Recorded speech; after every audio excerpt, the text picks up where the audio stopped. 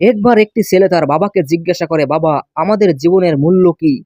তখন তার বাবা বলে, তুমি যদি সত্যিই তোমার জীবনের মূল্য বুঝতে চাও, তাহলে আমি তোমাকে একটি পাথর দিচ্ছি।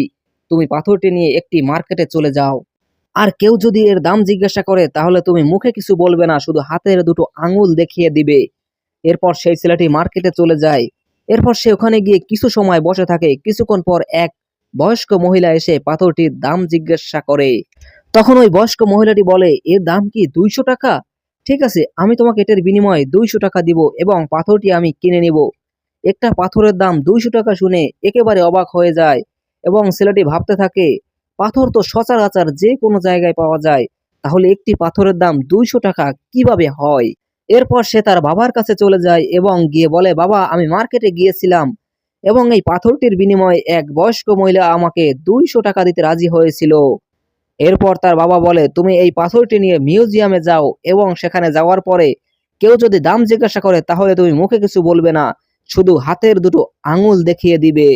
এরপর ছেলেটি মিউজিয়ামে চলে যায়। মিউজিয়ামে যাওয়ার পরে এক ব্যক্তির নজর পড়ে পাথরের দিকে এবং সে ওই ছেলেটার কাছে পাথরটার দাম জিজ্ঞাসা করে।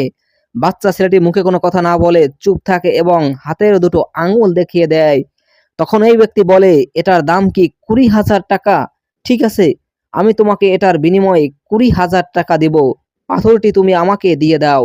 ছেলেটি শুনে অবাক হয়ে যায় এবং ভাবতে থাকে, একটি পাথরের দাম 20,000 টাকা!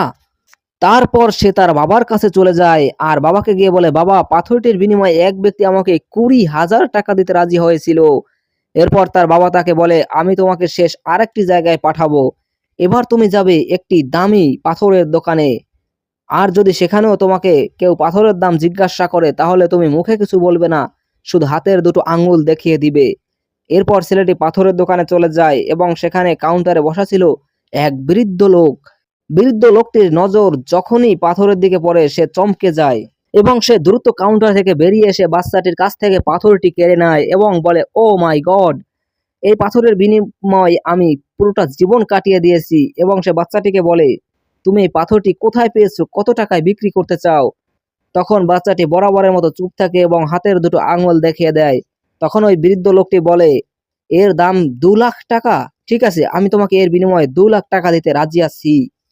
তুমি পাথরটি আমাকে দিয়ে দাও। ছেলেটি তখন আর নিজের চোখকে বিশ্বাস করতে পারছিল না এবং দ্রুত সে তার বাবার কাছে চলে যায় এবং বাবাকে গিয়ে বলে, বাবা, এই পাথরটির বিনিময়ে এক বৃদ্ধ লোক আমাকে 2 লাখ টাকা দিতে রাজি হয়েছিল।